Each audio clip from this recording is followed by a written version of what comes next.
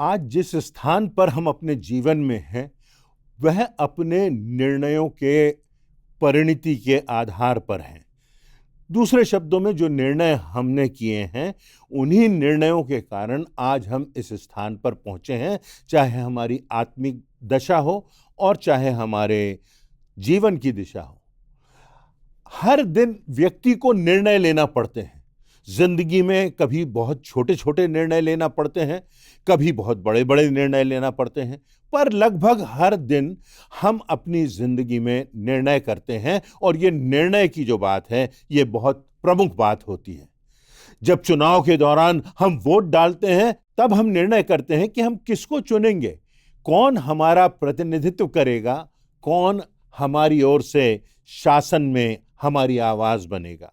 जब हम किसी का इंटरव्यू लेते हैं, तब हम निर्णय करते हैं कि कौन सा व्यक्ति किस पद के योग्य है।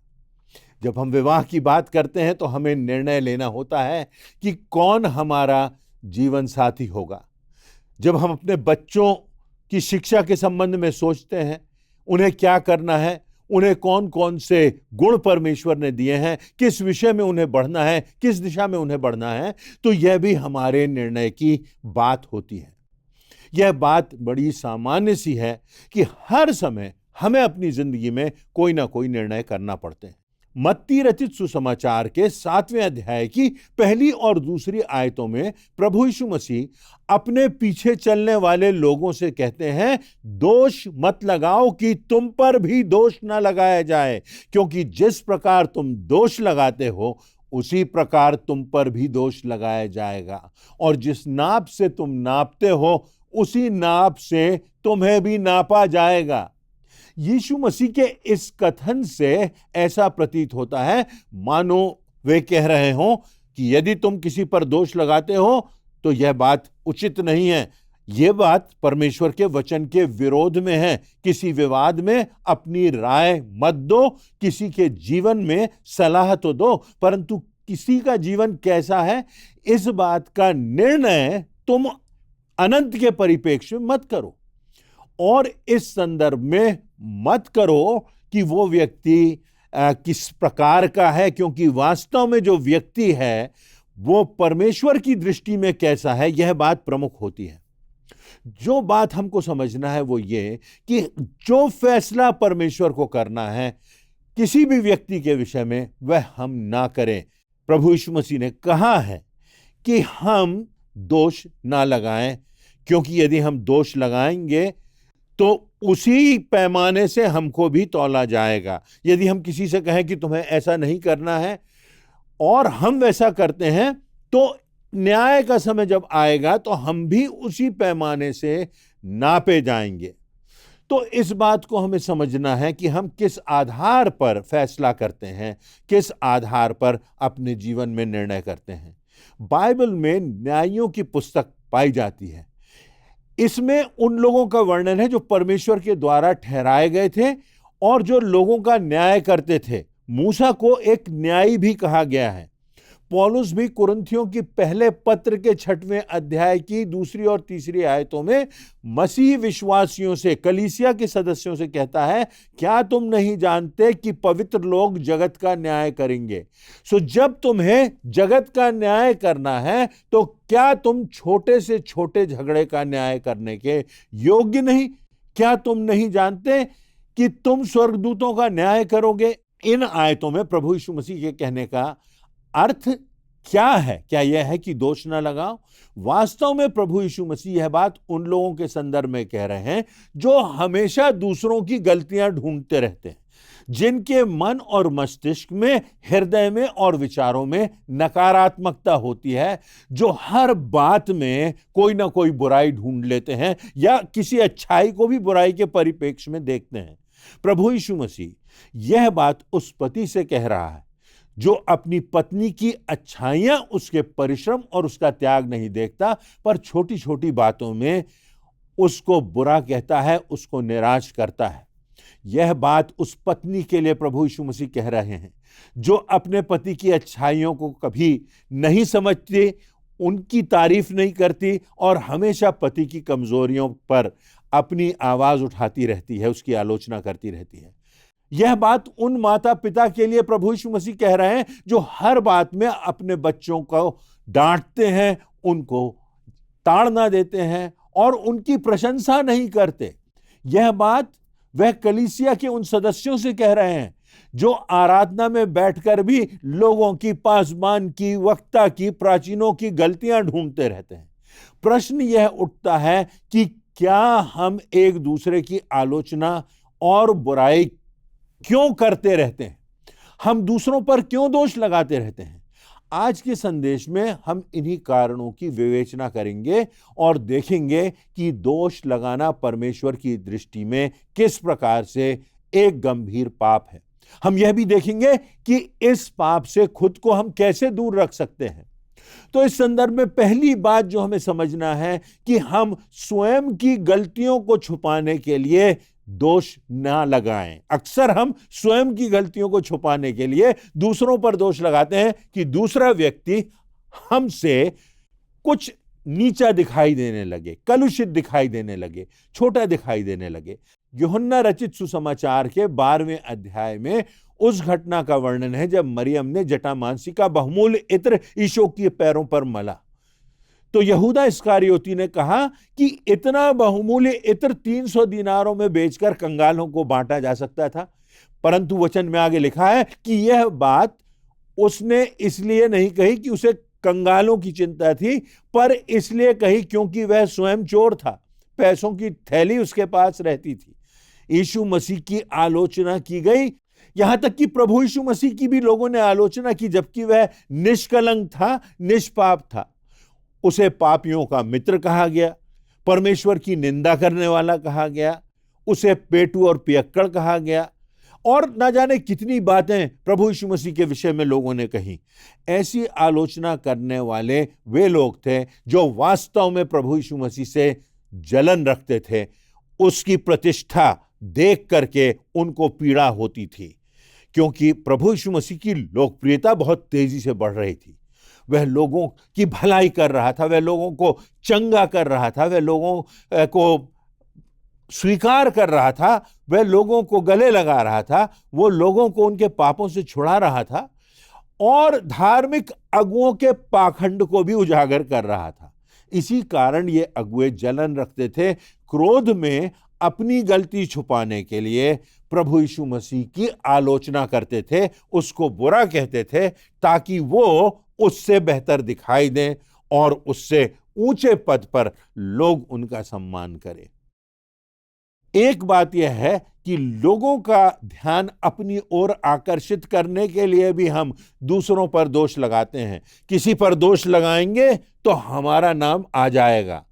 किसी बड़े व्यक्ति के लिए यदि हम कुछ गलत कहेंगे तो हमारा नाम आ जाएगा, हमारी कोई अहमियत हो जाएगी। हम सोचते हैं कि दूसरों के विषय में बुरा बोलेंगे तो कुछ लोग हमारी ओर आकर्षित हो जाएंगे, क्योंकि बहुत से लोग, कोई व्यक्ति जो लोकप्रियता को प्राप्त करता है उससे जलन रखते हैं, उससे द्वेष की भावना रखते हैं और ऐसा करने से लोगों को सस्ती लोकप्रियता प्राप्त हो जाएगी, उनका नाम ऊंचा हो जाएगा, कम से कम लोग उनका नाम जानने लगेंगे। यह बात भी है कि कई बार लोग चोट पहुंचाने के लिए दोष लगाते हैं।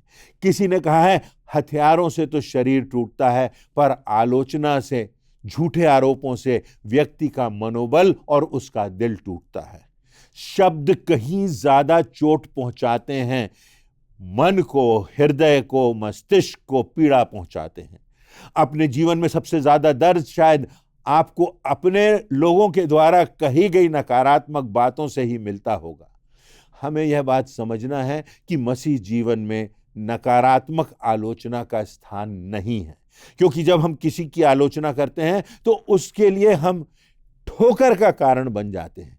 हमें यह भी समझना है कि गलत आलोचना परिवारों को तोड़ती है, संबंधों को तोड़ती है, व्यक्ति के हृदय को तोड़ती है, यहां तक कि कलीसियाओं को भी प्रभावित करती है, दुष्प्रभाव डालती है और किसी के जीवन की और मसीह समाज की, या किसी व्यक्ति को जो कह रहा है कि हम परमेश्वर के पीछे चल रहे हैं, प्रभु यीशु मसीह हमारे हृदय में है, उसकी गवाही को भी कलुषित करती है।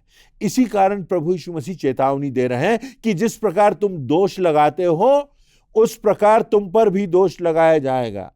वह कहते हैं यदि तुम क्षमा करोगे तो क्षमा प्राप्त करोगे, यदि तुम दूसरों को क्षमा नहीं करोगे तो परमेश्वर भी तुम्हें क्षमा नहीं करेगा।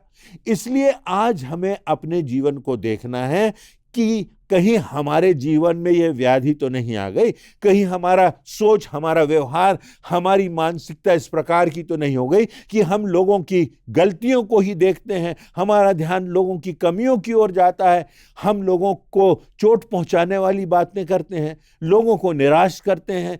क्या जब लोग आपके पास आते हैं, आपसे बात करते हैं, तो उन्हें प्रोत्साहन मिलता है, उन्हें प्रेम मिलता है, उन्हें प्रभु यीशु मसीह के स्पर्श का एहसास होता है, या उन्हें निराशा हाथ लगती है? कहीं हम ऐसी मानसिकता के तो नहीं हो गए जो सदैव दूसरों की कमियों को ढूंढते हैं, आलोचना करते हैं। इसलिए किसी की आलोचना करने से पहले, किसी पर दोष लगाने से पहले परमेश्वर के आधार पर हमें कुछ बातों पर ध्यान देना होगा। सबसे पहले हमें स्वीकार करना है कि दोष लगाना एक गंभीर पाप है। कुरिन्थियों के नाम अपनी पहली पत्री के 10वें अध्याय की 8वीं से 10वीं आयतों में पौलुस प्रेरित इसराइलियों का उदाहरण देते हुए लिखता है, और ना हम व्यभिचार करें जैसा उनमें से कितनों ने किया, और एक दिन में 23,000 मर गए, और ना हम प्रभु को परखें जैसा उनमें से कितनों ने किया और सांपों के द्वारा नाश किए गए। दोष लगाना या नकारात्मक आलोचना करना, व्यभिचार करना और प्रभु को परखने जैसा पाप है, जिसका परिणाम अनंत काल तक के लिए किसी व्यक्ति पर हो सकता है। दूसरी बात, हमें इसकी गंभीरता समझना है और यह जानना है कि हमको प्रभु यीशु मसीह ने क्षमा किया है, हमको प्रभु यीशु मसीह ने गले लगाया है, हमको प्रभु यीशु मसीह ने दूसरा, तीसरा, चौथा, 5वां, 10वां, 20वां मौका दिया है, अवसर दिया है, और आज भी प्रभु यीशु मसीह अपनी बाहें पसारे हमको बुला रहा है। इसलिए हम किसी को प्रोत्साहित करना सीखें, किसी के लिए प्रार्थना करना सीखें, किसी को गले लगाना सीखें, किसी को सही रास्ते पर लाने के लिए उसको प्रेरणा देना सीखें, और उस पर बिना चोट किए हम उसको सही राह की ओर प्रेरित करना सीखें। आवश्यक यह है कि हम दूसरों को प्रोत्साहित करें। जो लोग ऐसे हैं जो कुपात्र हैं, जो यहाँ तक प्रेम करने के योग्य भी नहीं हैं, उनको भी हम प्रभु यीशु मसीह की रोशनी अपने जीवन से, अपने व्यवहार से दिखा सकें। इफिसियों के पत्र में पौलुस लिखता है, हर एक व्यक्ति झूठ ना बोले परंतु सच बोले, चोरी ना करे वरन हाथों से अच्छे कार्यों को करने के लिए परिश्रम करे, अपशब्द ना बोले, गंदी बातें ना बोले, पर ऐसा बोले कि सुनने वालों पर अनुग्रह हो। हमें आलोचना के बदले प्रोत्साहन के शब्द कहना है।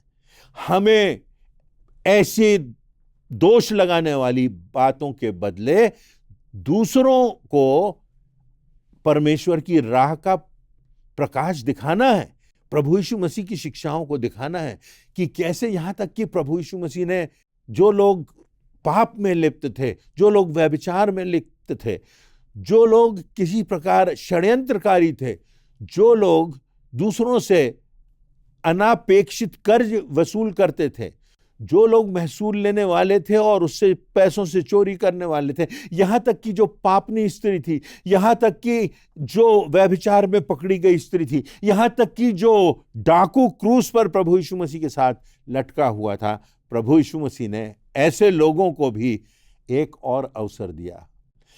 कोई व्यक्ति किन परिस्थितियों से होकर गुजर रहा है, इस बात का भी हमें ध्यान रखना है। फिलिपियों के पत्र के 2 अध्याय की 4 आयत में लिखा है, हर एक अपने ही हित की नहीं वरन दूसरे के हित की भी चिंता करे। तो इसलिए हमको दूसरा व्यक्ति किस परिस्थिति में है, दूसरे व्यक्ति को कैसे हम प्रभु के मार्ग पर ला सकते हैं, कैसे हम प्रभु यीशु मसीह के प्रेम से दूसरों को प्रेरणा दे सकते हैं, इस बात की ओर हमें अपना ध्यान लगाना है। तीसरी और एक और प्रमुख बात कि हम पहले स्वयं को जांच लें। मत्ती रचित सुसमाचार के 7वें अध्याय में प्रभु यीशु मसीह अपनी बात को जारी रखते हुए कहते हैं कि दूसरों की आंख का तिनका निकालने से पहले हम अपनी आंख का लट्ठा निकाल लें। प्रभु आंख से तिनका निकालने के लिए मना नहीं करते, परंतु उससे पहले उनकी एक शर्त है कि हम स्वयं की आंख का लट्ठा तो निकाल लें। हमें अपने खुद की कमियां देखना है, अपने आप का पुनर्मूल्यांकन करना है, इससे पहले कि हम दूसरे पर उंगली उठाएं, दूसरे की गलतियों को दूर करने का प्रयास करें या दूसरे को सचेत करें। हम अपने आप को तो देख लें।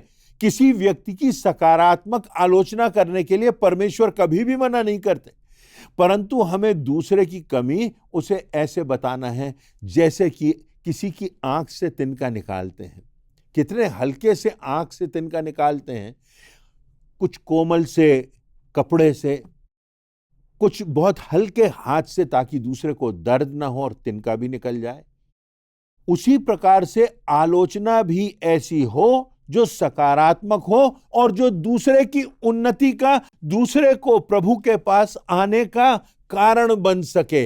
उसके हृदय को ना तोड़ें, परंतु धैर्य से, प्रेम से, प्रार्थना के साथ हम दूसरे व्यक्ति को प्रेरित करें और उसकी कमियों के लिए परमेश्वर के वचन का प्रकाश उस तक पहुंचाएं। परमेश्वर से मेरी प्रार्थना है कि हम दोष लगाने वाले ना बने, परंतु अपने जीवन की कमजोरियों को दूर कर सकें। यह बहुत कठिन होता है कि हम अपनी गलतियों को माने। यह बहुत आसान होता है कि अपनी गलतियों के लिए हम दूसरों को दोषी ठहराएं, परंतु परमेश्वर का वचन कहता है कि हमको दूसरों को चिताना है, दूसरों को समझाना है।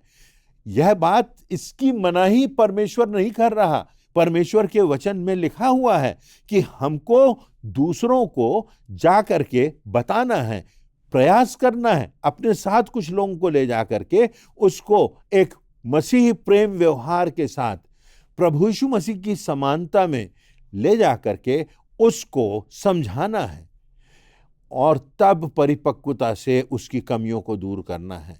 परंतु उससे पहले यह भी आवश्यक है कि हम अपने हृदय को देख लें, अपनी गलतियों को अपने आप से दूर कर लें।